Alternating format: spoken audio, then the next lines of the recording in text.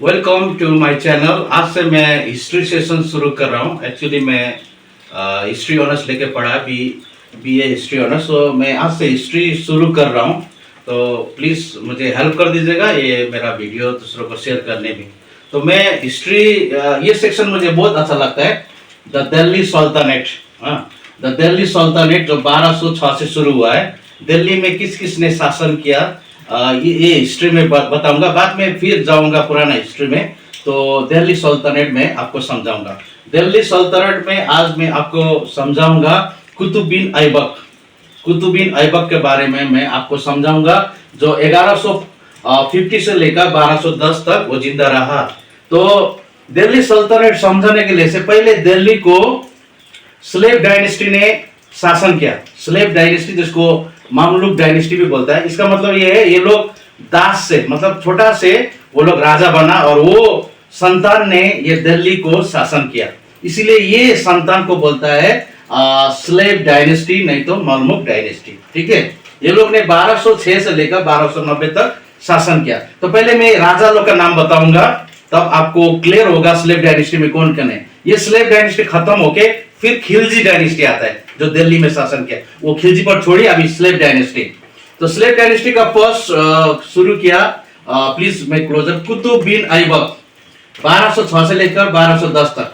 फिर जब वो मर गया, उसका बेटा आराम शाह 1210 तक किया, खाली 1 साल किया। उसके बाद इल्तुतमिश, इसके बारे में मैं दूसरा वीडियो में समझाऊंगा। 1211 से लेकर 1236 ये कुतुब बिन ऐबक का दामाद था, सन इन लो।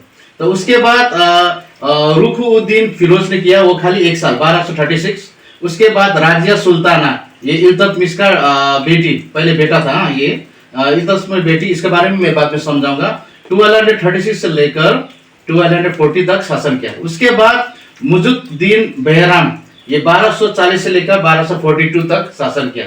इसके बाद अलाउद्दीन मसूद 1242 से लेकर 1246, ये मतलब रुकुद्दीन यानी इसका बेटा ने शासन किया।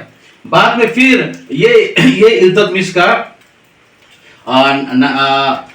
ग्रैंडसन नसीर उद्दीन महमूद ने शासन किया। ठीक है, ये 1246 टू 1266। फिर आया ये सबसे इंपॉर्टेंट किंग, इसका बारे में मैं समझाऊंगा, गयासुद्दीन बालबन, जिसको बालबन भी बोलता है। 1266 से लेकर 1287, ये मतलब ये लोग का संतान नहीं, ये भी मतलब इल्तुतमिश के राज दौरान में ये एक मिनिस्टर था। उसके बाद मुइज़ुद्दीन कोई का बाद ने शासन किया 1287 से 1290। उसके बाद शामसुद्दीन कयाम मार्स ने 1290 में शासन किया। उसके बाद ये स्लेव डायनेस्टी खत्म होता है, फिर खिलजी डायनेस्टी आता है, वो मैं बाद में आपको समझाऊंगा। ये लोग है slave dynasty. Please make it closure.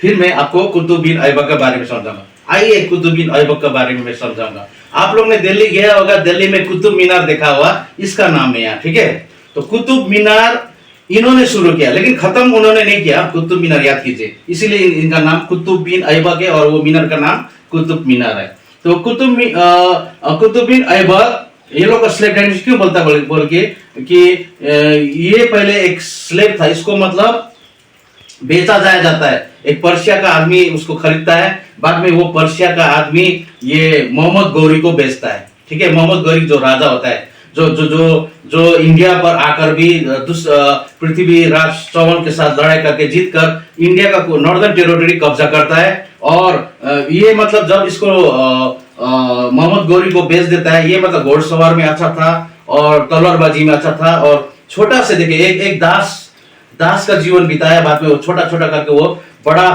सैनिक जनरल बनता है। जब मोहम्मद गौरी इंडिया से वापस जाता है, तो वो इंडिया को देखने के लिए ये कुतुब बिन ऐबक को जिम्मा देता है। लेकिन बाद में देखता है मोहम्मद गौरी वो मर जाता है, उसको किसी ने मर्डर हो जाता है। इसलिए ये कुतुब बिन ऐबक लाहौर और ये नॉर्दर्न इंडिया दिल्ली को अपना बनाता है, खुद राजा बनता है। तब शुरू होता है दिल्ली में द दिल्ली सल्तनत और स्लेव डायनेस्टी का शासन शुरू होता है।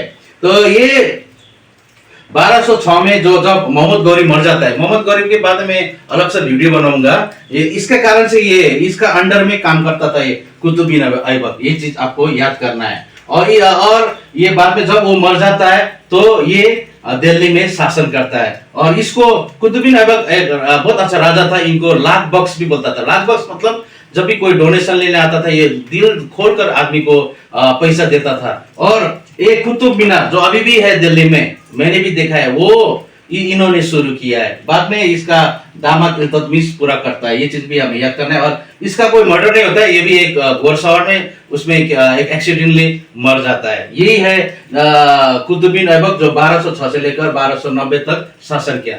मुझे आशा है आपने कुतुबुद्दीन ऐबक के बारे में कुछ समझा।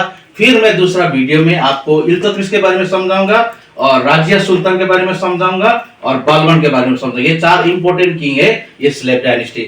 Thank you so much, and I request you please spread my video to others so that others could understand.